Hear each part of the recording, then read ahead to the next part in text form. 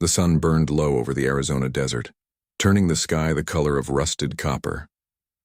The town of Red Creek huddled at the base of the mesa like a ghost that refused to die. One saloon, a leaning church, a general store that sold more gossip than goods, and a single stubborn street that stretched into dust. Life here was hard, but the people were harder, and yet, even in Red Creek, there were some things folks couldn't explain, like the man who wouldn't wake. He lay in the old doctor's cabin on the edge of town, body whole but soul far away. The townsfolk called him the sleeping cowboy, though his real name, whispered like a half-forgotten prayer, was Elias Gray. 2 years ago, Elias had been shot during a raid on the Hammond Ranch. He'd led the defense, saving the women and children when outlaws came for blood and cattle, but when the smoke cleared, they found him barely breathing, a bullet through his shoulder and another grazing his skull. He didn't die. He just drifted away. His wounds closed, his color returned, yet he never opened his eyes again. The doctor, old Harlan Tate, tended to him out of duty and stubbornness. He claimed Elias's heart still beat strong, his breath still steady, said it was no sickness of the body but of the soul. He's lost somewhere inside himself, Harlan would mutter, waiting for something or someone to call him back. No one believed him. No one, that is, until Clara Mae Dawson arrived. Clara came to Red Creek on a late spring afternoon, her small figure stepping off the stagecoach with a single carpet bag and a heart full of ghosts.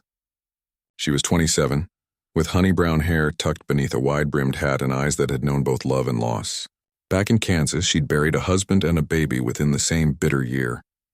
The influenza had taken them quick, leaving her with silence she couldn't stand. So when the letter came from the Red Creek schoolhouse, offering her a teacher's post and a fresh start, she took it as a sign. The first thing she noticed about Red Creek was the wind, dry, whispering through the mesquite trees like an old secret. The second thing she noticed were the eyes that followed her. A new woman was rare enough, but a widow was something else entirely. At the general store, she heard the first murmur of him. "That's the one," a grizzled ranch hand said, nodding toward the doctor's cabin up on the ridge. "Been sleeping near 2 years now. Ain't dead, ain't alive. Some say an Apache curse, some say he's paying for a sin." Clara frowned. "A man sleeping for 2 years? Surely you're exaggerating." The woman behind the counter shook her head. "Not a bit. Doc keeps him fed, cleans him up. He don't move, don't speak, but that heart still beats. You can hear it if you stand quiet enough." The thought lingered with Clara through the evening. That strange image of a man alive but lost in endless dreams. Perhaps it was curiosity. Perhaps loneliness. But the next Sunday, after her lesson with the children, she found herself walking the dusty path toward the ridge. The cabin was small, built from sun-bleached timber, its porch sagging under the weight of years. A corral stood empty beside it, the fence half fallen. The sound of wind chimes, faint and weary, hung in the air. She knocked, and when no one answered, she stepped softly inside. The smell of sage and old medicine filled the room. There by the window lay the man she'd heard about, Elias Gray. He was tall, broad-shouldered even in stillness, his hair dark against the pillow. His face was striking, rugged, sun-marked, but strangely peaceful. A scar traced his jaw like a whisper of violence past. His chest rose and fell, slow as a tide. Clara's breath caught. He didn't look cursed, he looked... "Waiting, Miss Dawson?" came a voice from behind her. She turned to find the doctor, thin and stooped, wiping his hands on a rag. "I didn't mean to intrude," she said quickly. "I heard stories. I suppose I wanted to see if they were true." Harlan Tate studied her for a long moment, then sighed. "Most folks just come to gawk. You don't look like one of those." "I'm not," Clara said softly. I lost someone once. It's strange to see a man who's lost and yet still here." The doctor nodded. "He saved this town once, you know. Fought off Hammond's outlaws when no one else dared. But after that bullet grazed his skull, he never woke again. I've done all I can. Now I just keep him clean, keep him fed, and wait. Do you think he'll ever come back?" Harlan's eyes clouded. "If I believed in miracles, I'd say yes. But it's been near 2 years, Miss Dawson. Only thing left to wake him now would be the Lord himself." She looked at Elias again, his hand resting open by his side, calloused and strong even in stillness. A strange ache filled her chest, something between sorrow and recognition. "May I sit with him a while?" The doctor hesitated, then nodded. Ain't no harm in that. Lord knows he could use the company. And so Clara began to visit. At first she told herself it was only kindness, a way to ease the old doctor's burden. But as the days passed, she found herself drawn to the cabin as if by unseen threads. She would bring wildflowers from the hills, placing them in a chipped vase by his bed. She'd sit and read aloud from the books she used in her lessons. Mark Twain, the Psalms, a few worn pages of poetry she carried in her bag. Sometimes she just talked. About the weather, the children, the coyotes that prowled the outskirts of town. Other times she spoke about her own heart, the husband she'd buried, the silence that followed, the longing for something she couldn't name. You'd understand, I think, she'd whisper, looking at his still face. You've seen your share of loss. I can feel it on you. And though he never stirred, she swore sometimes the air seemed to shift, like the faintest breath in answer. The townsfolk began to talk. Poor Miss Dawson, they'd mutter. Spending all her time with a man who can't even open his eyes, but she didn't care. For the first time since Kansas, she felt purpose, a quiet kind of hope that maybe, just maybe, her presence meant something. Sometimes at night she dreamed. She'd see a man standing by the river, the same face as the one in the cabin, only alive, smiling faintly, his hand reaching for hers.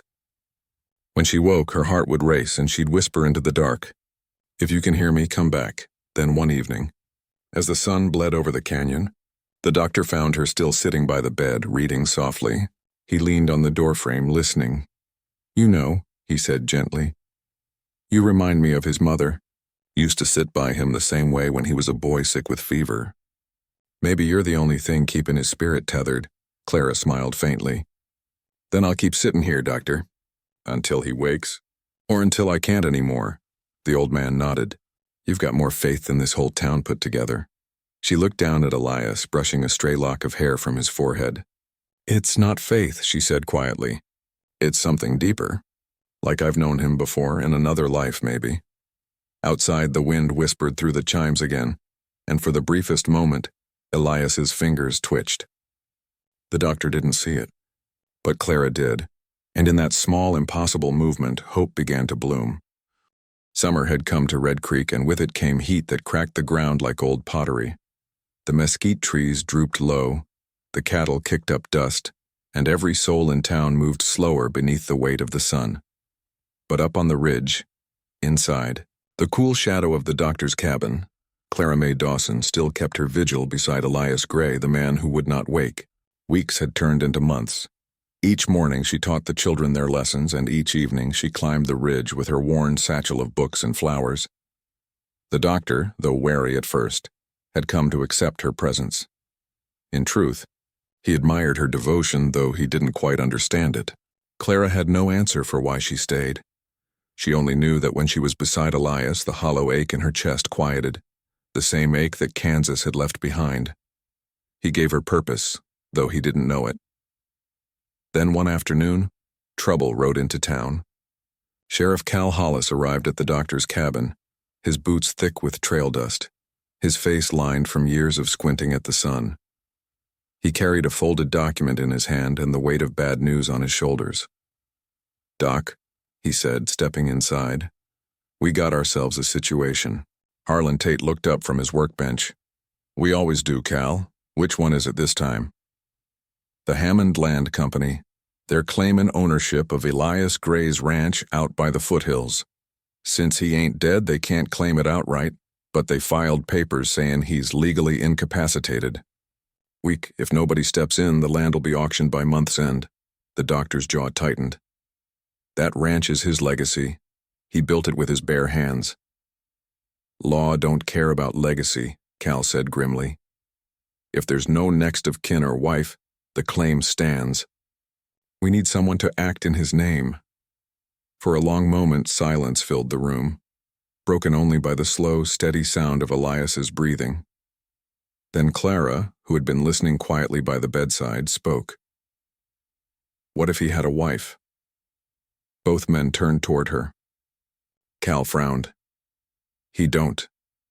"But what if he did?" she insisted. "Would the law still allow his property to be taken?" Cal rubbed his chin. "If he had a wife on record, The ranch'd stay protected under her name. But Miss Dawson, that's not something to jest about. Marriage is a legal bond, even if— He trailed off, glancing at Elias. Even if one of you can't stand to say I do. Clara's gaze didn't waver. Then I'll do it. The sheriff blinked. You'll what? I'll marry him, she said quietly. Not for money, not for property, but to keep what's his safe until he can take it back himself. The doctor rose from his chair, alarmed. Clara, that's madness. You'd be tying yourself to a man who may never wake. I already am, she replied. In every way that matters. Her voice was calm, steady as the desert horizon, and in that moment, both men realized there would be no changing her mind. The wedding took place 3 days later at sunset. The preacher from the church came up the hill, his Bible in one hand and his hat clutched in the other, sweat beading on his brow. The sheriff stood witness, hat in hand, while the doctor looked on with quiet disbelief. Elias lay motionless, dressed in a clean white shirt and the old leather vest he'd once worn into town. Clara had braided her hair and pinned it with a wildflower she'd picked that morning. The preacher's voice trembled slightly as he began. Dearly beloved, we are gathered here in the sight of God and the good people of Red Creek to join together this man and this woman in holy matrimony. The words felt strange, heavy with the weight of the impossible. Yet as Clara looked down at Elias, she felt no fear, no shame, only peace. I, Clara May Dawson, she said softly, take thee, Elias Gray, to be my husband, to keep your home, to guard your name, and to wait for you, however long it takes.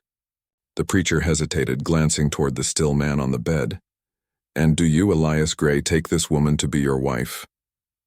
The silence that followed was deep as the desert night. Somewhere outside, a hawk cried. Then the preacher sighed and said gently, in sickness and in health till death do you part. By the authority vested in me, I now pronounce you husband and wife. The words settled like dust in sunlight. Quiet, final, sacred. Clara slipped a small silver ring onto Elias's hand. It wasn't a proper band, just a simple token given by the preacher's wife. But to her it was everything. When the others left, Clara stayed behind, sitting by his side until the stars appeared through the cabin window. She whispered, Well, Mr. Gray, looks like you're married now. Don't worry. I'll take care of things till you come home. And for the first time since the ceremony, she smiled. The days that followed passed in a strange kind of peace. Clara began visiting the ranch, repairing the fence, feeding the horses, sweeping dust from the porch. It was hard work, but it filled the emptiness in her heart. The neighbors offered to help, but she refused their pity. She wasn't doing this out of charity, she was doing it out of something deeper, a bond she couldn't name. At night, she returned to the cabin and read to him by lamplight. She spoke of the ranch, of sunsets over the canyon, of how the cottonwoods were turning gold in the heat. You'd be proud, she said one evening, brushing his hair back from his forehead. Your land's still yours. We did it, outside. The coyotes howled like ghosts, but inside, everything felt still and safe. Sometimes she wondered if he could hear her, if some part of him floated in the dark listening. There were moments when his fingers twitched faintly, or when the faintest sigh escaped his lips. Each time her heart would race. One night, she took his hand and pressed it between hers. You're my husband now, Elias, she whispered. Even if it's just on paper, it feels real to me. Maybe that's foolish, but I think you'd understand. And as if in answer, the wind outside stilled, and for a brief, breathless moment, she thought she heard a faint whisper, so faint it could have been her imagination. Thank you. In town, the whispers grew louder. Some called her crazy, others called her cursed. But a few, mostly the older folk who'd seen more sorrow than they cared to admit, spoke of her with quiet reverence. She's the bravest woman in Red Creek, they'd say. Married a man who can't even hold her hand. That's not madness, that's mercy. And mercy was what it was. The kind that didn't come from pride or duty, but from love. Not the fiery, reckless kind that burns fast and bright, but the slow, patient love that endures, the kind that waits. Clara didn't care what people thought. She found comfort in her quiet routine, her simple promise. She didn't know then that the vow she'd spoken, made in the shadow of silence, would soon awaken forces older and deeper than the desert itself. For love, once given freely, has a way of stirring even the dead. The summer sun had turned the land brittle. Red Creek baked in its own silence, and the air shimmered over the canyon like a dream that couldn't decide whether to fade or burn. Yet inside the cool shade of the doctor's cabin, Clara May Gray, for that was her name now, kept her vigil beside the man who could not wake. Her marriage to Elias Gray had become town legend. Some called it charity, others folly, but Clara didn't mind their talk. She'd stopped caring about what people thought the moment she slipped that ring on his hand. There were things deeper than sense or reason. She knew that now. Each morning she rode to the ranch to mend fences and tend the horses, then returned before dusk to sit by Elias's bed, reading or humming softly. The doctor sometimes joined her, but mostly he left her to the quiet. He said she brought peace to the place, and maybe she did. The air always felt softer when she was near. But peace in the desert never lasts long. One night, a storm rolled in from the east. The sky split with thunder and rain fell in hard silver sheets. The wind howled through the cabin like a spirit trying to get in. Clara lit a lantern and checked the shutters, making sure they held. As she turned, the light caught on something beneath Elias's bed, a faint glint of leather. Curious, she knelt and pulled out a small, dust-covered book bound with cracked hide. The initials E.G. were carved into the cover. It was a journal. Clara hesitated.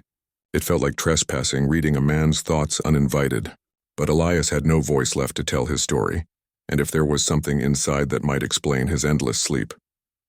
She had to know. She opened it carefully. The ink had faded in places, but the words were strong and deliberate, the hand of a man used to command. April 3rd, 1879. The Army wants me to ride west.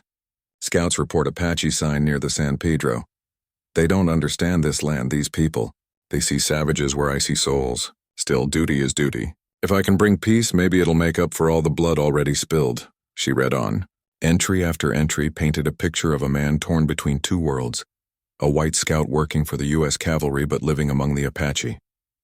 He wrote of his respect for their ways, their strength, and their sorrow, and then, several pages in, she found a name written again and again. Nani. Nani saved my life today. I fell from my horse crossing the canyon, broke a rib. She found me, tended me, spoke to me in words that carried more mercy than any preacher's sermon. I told her I'd return the favor one day. She only smiled. Another page. The men call her a witch. They don't understand. She has seen things we can't. The desert listens to her. I can feel it when she looks at me. Clara's heart ached. Whoever this woman was, Elias had loved her. Then came the final entries.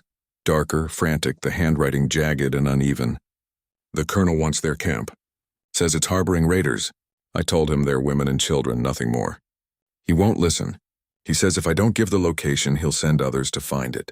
I can't stop this war. I told them where to go. God forgive me, I told them. I thought maybe if the army came in daylight, no one would be harmed. I was wrong. The smoke rose for miles.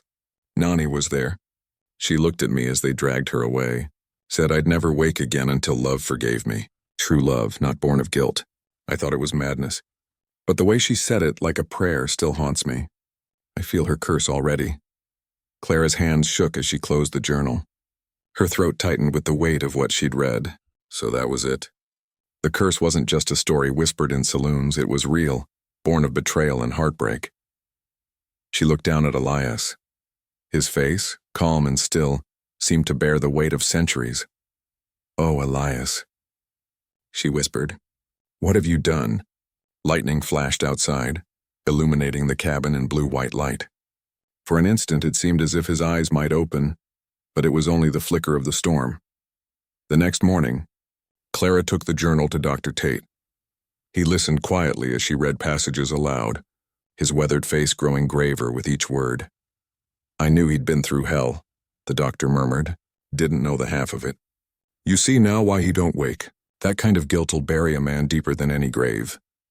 Clara nodded. But he's still breathing. That means some part of him wants to come back. There must be a way. The old man sighed. You're a good woman, Clara, but some things can't be undone.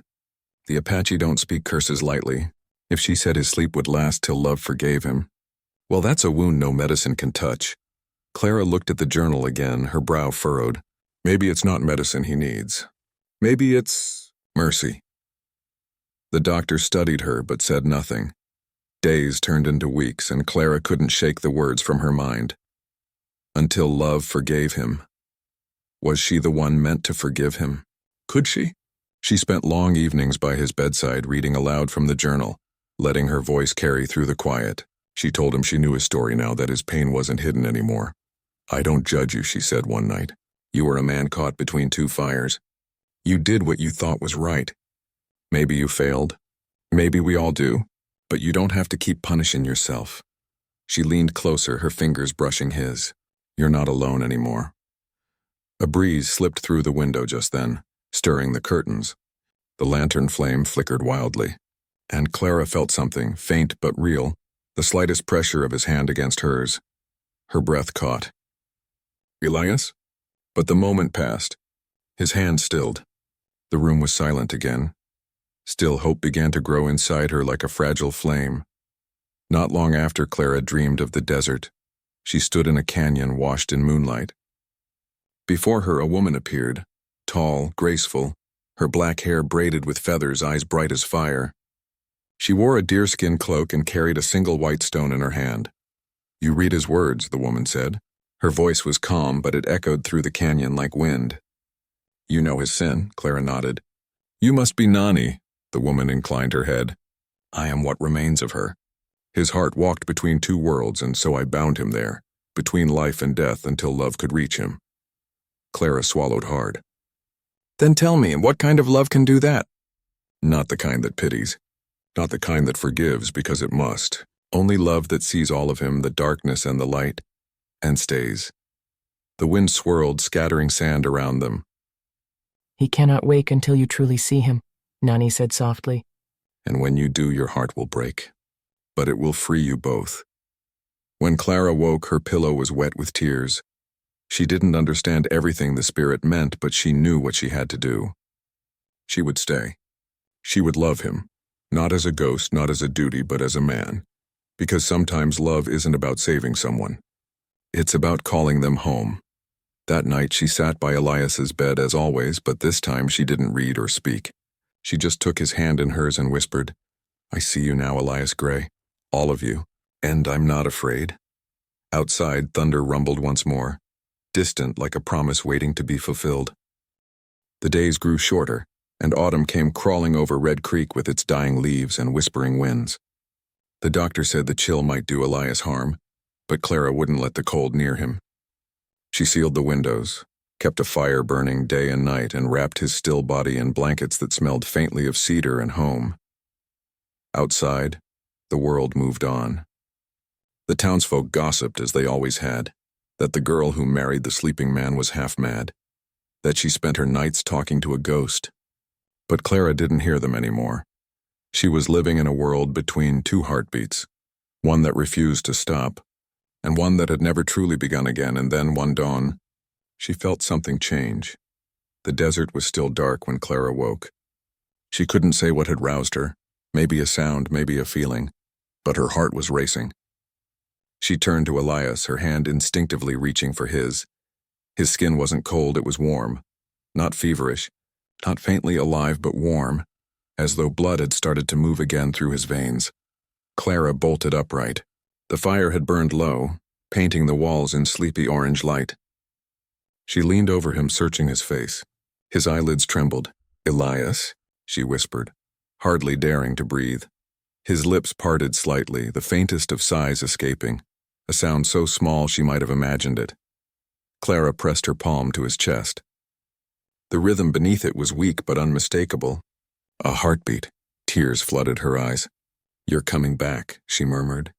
Oh God, you're coming back to me. But the joy was quickly swallowed by fear. If he was waking, it meant the curse was breaking. And if the curse was breaking, she had to finish what she started. Nani's words echoed in her mind. Only love that sees all of him, the darkness and the light, can set him free. She had to face the truth, not just of Elias's sin, but of her own heart. Later that morning, she rode into the desert. The sky was painted pink and gold, the air crisp with the coming winter. She stopped at the canyon rim where Red Creek cut deep into the land. The same canyon where, according to Elias's journal, Nani's people had once made their last stand. Clara dismounted and knelt in the dust. "I know you can hear me," she said softly, her breath forming clouds in the cold air. "You said he'd never wake until love forgave him. I don't know if I'm the one meant to do that, but I've seen him, the man he was and the man he tried to be. He made a terrible mistake, but he's paid for it every day since." The wind rose, carrying with it a faint mournful cry, the sound of desert ghosts, or maybe just the canyon itself answering her. "I forgive him," Clara said firmly, "not because he deserves it, but because no one ever will if I don't." Silence followed. Then slowly, a single hawk circled above her, wide, graceful arcs against the brightening sky. It was a sign. Clara stood, feeling the weight lift from her chest.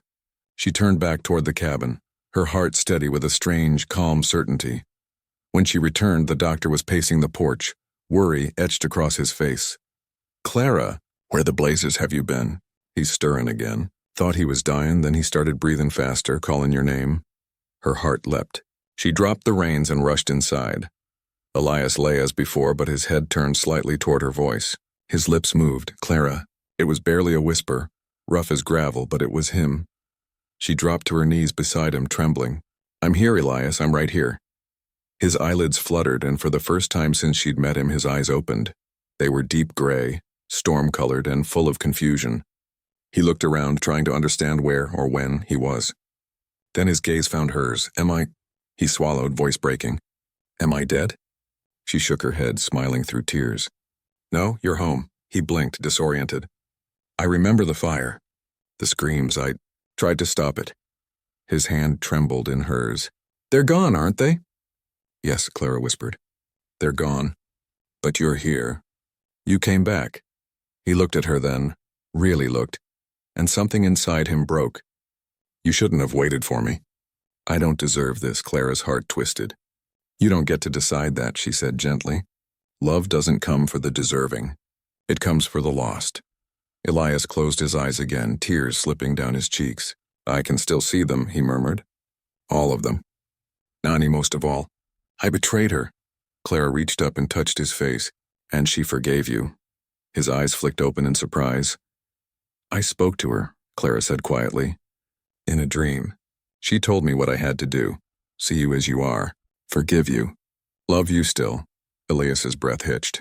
"Then she's finally at peace," Clara nodded. "And so are you."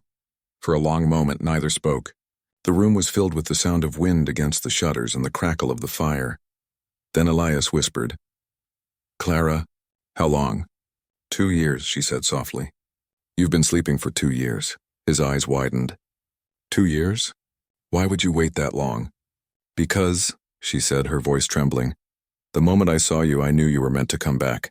And if love could wake you, I wasn't going to stop until it did."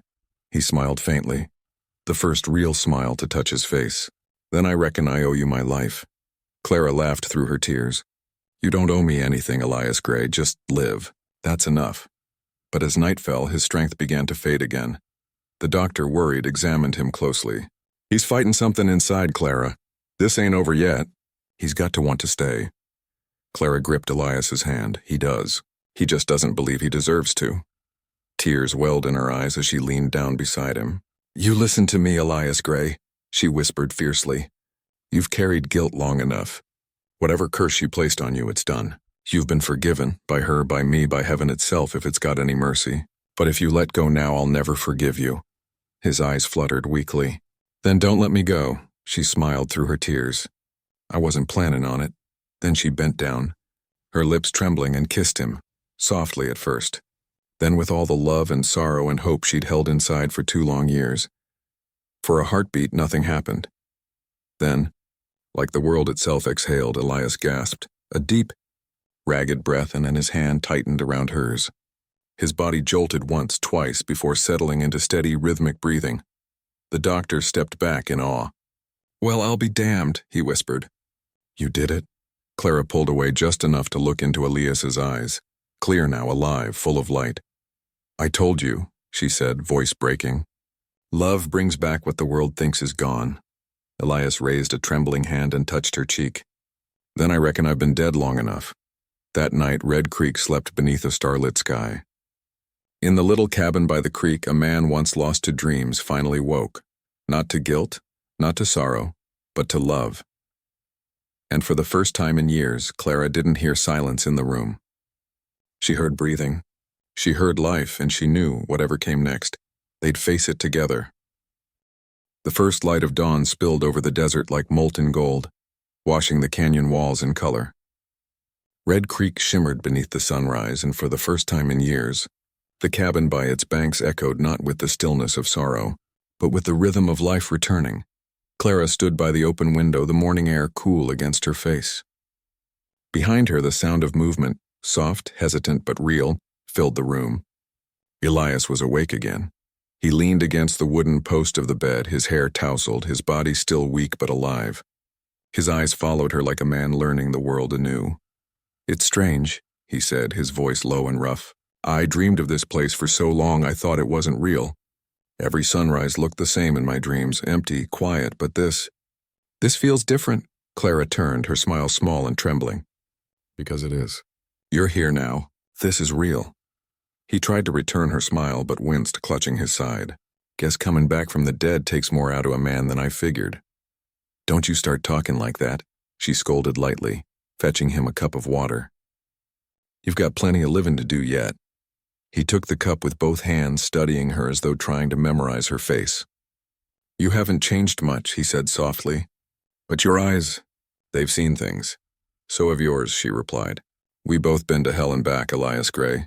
He chuckled, a sound so faint and warm it made her heart ache. "Then maybe it's time we both stopped living there."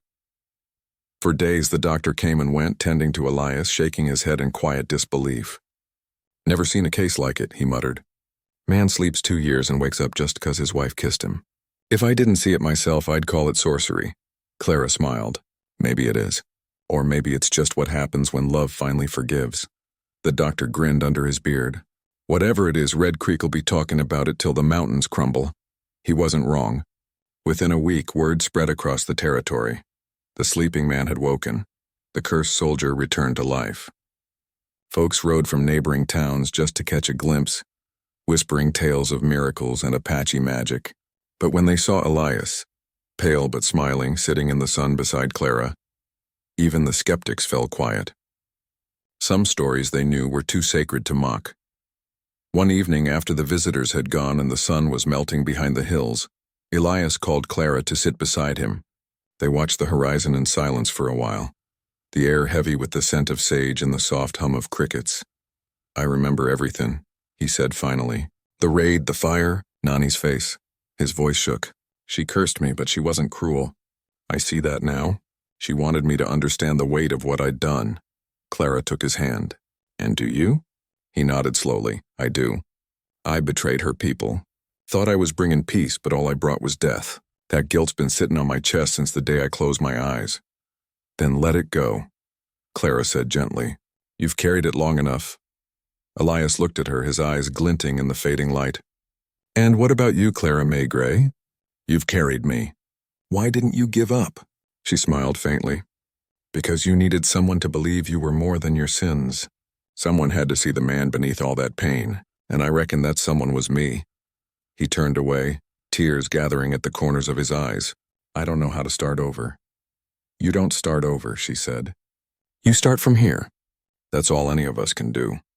That night, when the stars came out, Elias couldn't sleep. He sat on the porch, the desert stretching out like a dark sea before him. Clara joined him, wrapping a shawl around her shoulders. "Can't rest?" she asked. "Don't feel right closing my eyes again just yet," he said with a half-smile. "Not after spending 2 years dreaming." She sat beside him, and for a long time they just listened to the night. The chirp of crickets, the rustle of the wind, the faint trickle of the creek. "Clara," he said finally, "I saw her again, Nani, when I was between worlds. She told me you'd come, said your heart would wake me. I didn't understand it then, but now I do. Clara turned toward him. What did she say? That when I woke, I'd have a choice, to keep wandering or to build something worth waking for. He looked at her then, eyes steady and full of quiet fire. I want to build it with you. Clara's throat tightened. Then we will. Winter settled over Red Creek like a quilt. Cold nights, long shadows, and mornings painted with frost. Elias grew stronger each day, working slowly with his hands again, mending fences, tending the horses, learning the rhythm of life he'd missed. Sometimes he'd pause and look at the rising sun, whispering a quiet prayer in Apache, words he'd once learned from Nani. Clara never asked what they meant. She didn't need to. She could see the peace in his eyes. One morning she woke to find him standing outside watching the dawn. The light painted his face gold, and for a moment, he looked almost unearthly, the ghost of who he'd been and the man he'd become, standing side by side. He turned to her with that quiet smile she'd come to love. It's strange, he said. Every sunrise feels like the first one. Clara walked over, taking his hand. That's what happened when you've been given a second chance. He squeezed her fingers. And you? You believe in second chances? I do now, she said softly. You taught me that forgiveness don't mean forgetting. It means choosing to love anyway. He bent down and kissed her, slow and tender, not the desperate kiss of awakening, but one of promise. Then I reckon I'll spend the rest of my days earning it. That spring, the land around Red Creek bloomed again.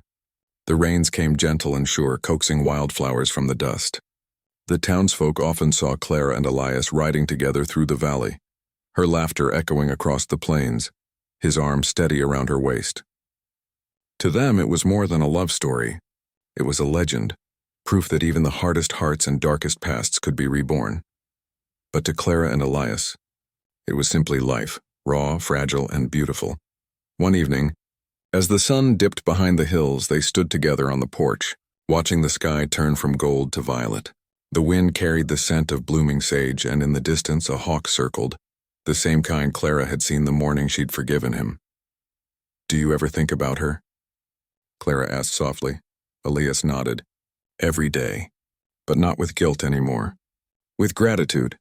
She gave me this, another chance to live right. Another chance to love, Clara smiled. Then maybe she's watching over us. He looked at her, eyes full of quiet wonder. Then let's not waste what she gave us. The sun disappeared beyond the ridge, and the first stars began to glimmer. Elias slipped his arm around her shoulders, pulling her close.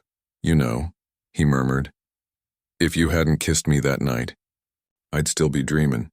She looked up at him, her smile gentle as moonlight. Then don't you ever forget, sometimes it ain't death that takes a man. It's love that brings him back. And as the night spread over Red Creek, the wind whispered through the canyons. Not in mourning this time, but in blessing. The curse was broken. The past was laid to rest. And under the endless sky of the western frontier, two souls who had once been lost to guilt and time finally found their way home. Together.